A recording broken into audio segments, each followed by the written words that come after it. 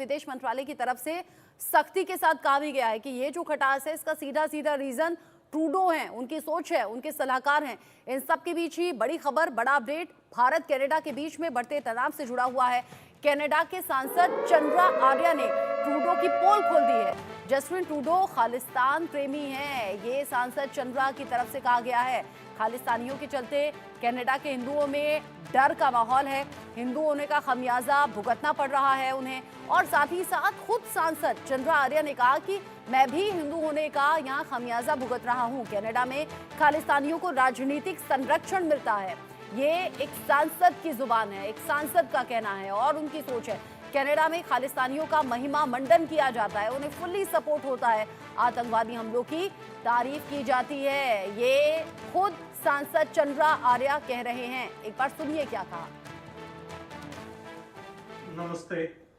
I have heard concerns from Hindus across Canada regarding recent developments.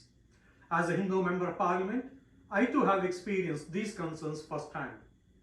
Last week, I could safely participate in a Hindu event in Edmonton only under the protection of RCMP officers as a group of Khalistani protesters staged a disruptive demonstration against me.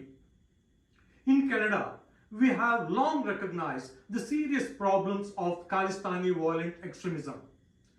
Let me be clear, any actions or involvement by foreign state actors within Canada in any form are unacceptable. As Canadians, we do not wish for Canada to interfere in the domestic affairs of other countries. Likewise, we do not want foreign governments interfering in Canada's domestic matters, including those involving Khalistani extremism. सांसद चंद्रा आर्या खुद कह रहे हैं कि एक हिंदू होने का खमियाजा भुगतना पड़ता है। मैं खुद बतौर सांसद इस खमियाजा को भुगत रहा हूं और वहां खालिस्तानियों का समर्थन होता है, आतंकी हमलों की सराहना की जाती है। अगर खालिस्तानियों को सपोर्ट फुली है तो फिर आम जनता भी इसे भुगत रही है और विरोध भी ट्रूडो का हो रहा है। इन सब के बीच ही दहशतगर्दों का पनाहगाह कैसे कनाडा बना हुआ है और कैसे फिर विरोध हो रहा है, ये भी जान लीजिए। कनाडा में भारत के मोस्ट वांटेड मौजूद है।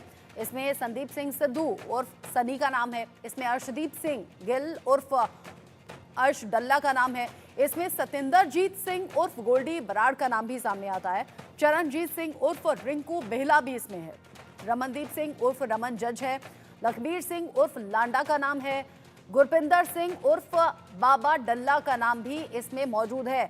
भारत के लिए ये मोस्ट वांटेड अपराधी हैं, लेकिन ये सभी कनाडा में मौजूद हैं और जिस तरीके से वहाँ सांसद इस बयान को दे रहे हैं, अपनी बात को कह रहे हैं कि खालिस्तानियों का सपोर्ट होता है और हिंदू खमियाजा भुगतते हैं, तो वो खमियाजा कैसे अगर एक सांसद भुगत रहा है तो आम लोगों तक कैसे पहुंच रहा होगा और कैसे बड़ा विरोध ट्रूडो का इन सभी बातों को लेकर हो रहा है, अंदाजा आप लगा सकते हैं।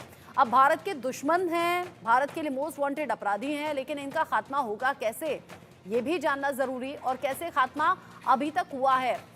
यहाँ हरदीप सिंह निज्जर की हत्या हुई, कनाडा में हुई।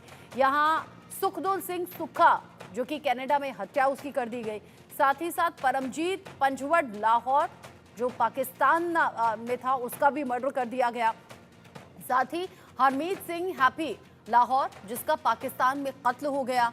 साथ ही साथ कुछ रहस्यमयी मौत भी हुई। अवतार सिंह खांडा ब्रिटेन में रहस्यमयी तरीके से मारा गया।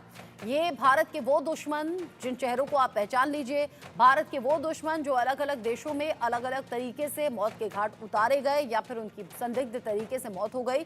और भारत के इन दुश्मनों का खात्मा हुआ तो जरूर, लेकिन इनमें से हरदीप सिंह निज्जर की हत्या को लेकर कनाडा की तरफ से, ट्रूडो की तरफ से भारत पर अलग अलग तरीके से इल्जाम लगते रहे और अब इन्हीं आरोपों के चलते ट्रूडो को मुंह की खानी पड़ी है।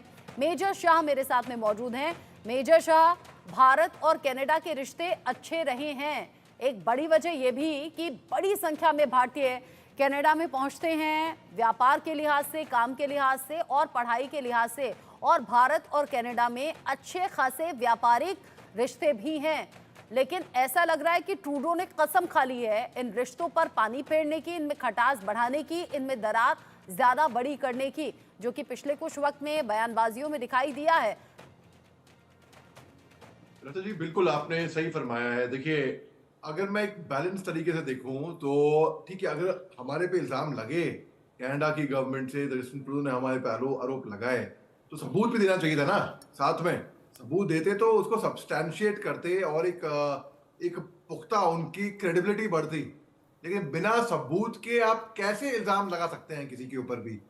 जो निजर के साथ किलिंग हुई पिछले साल जून में 2023 में, अब कोई तो गवाह है नहीं, कोई प्रूफ सबूत है नहीं कि हिंदुस्तान ने किया है। कैसे ये कह सकते हैं वो भी भरी पार्लियामेंट में खड़े होके?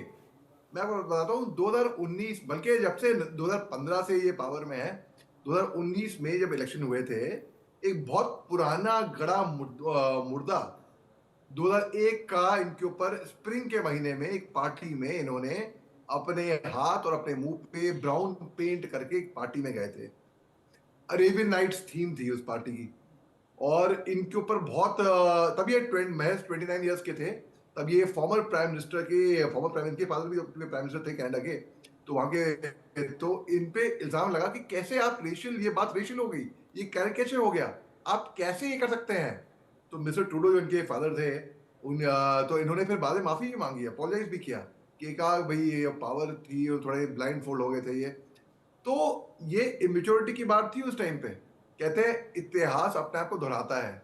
हालांकि ठीक है, मान लिया अगर दुनिया की नजरों से देखें तो जैसे कि अमेरिका कहती है कि हम कोऑपरेट नहीं कर रहे कनाडा के साथ इनकी तहकीकात के लिए, हम पूरी कोऑपरेट कर रहे हैं, हम कोऑपरेट करने के लिए भी तैयार हैं।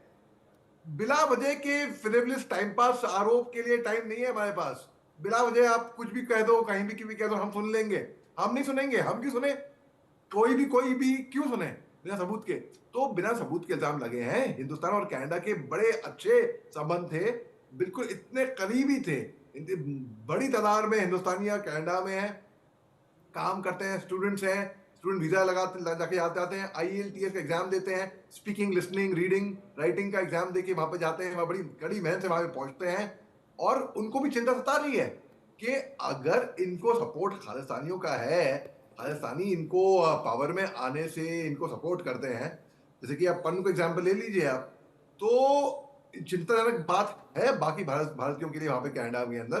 तो ये चिंता, मेरे खुद के रिश्तेदार हैं कनाडा में। अब चिंताजनक बात है कि अगर आपके सदर, आपके लीडर, आपके प्रधानमंत्री वहां पर जहां पर हैं, आप वो ऐसा बयान देंगे तो बहुत ही शर्मनाक बात है, इमेच्योरिटी की बात है। अगर आप इल्जाम लगाया तो सबूत दीजिए आप। बिना सबूत के आप कैसे इल्जाम लगा सकते हैं? सबसे बड़ी आपत्ति ये है।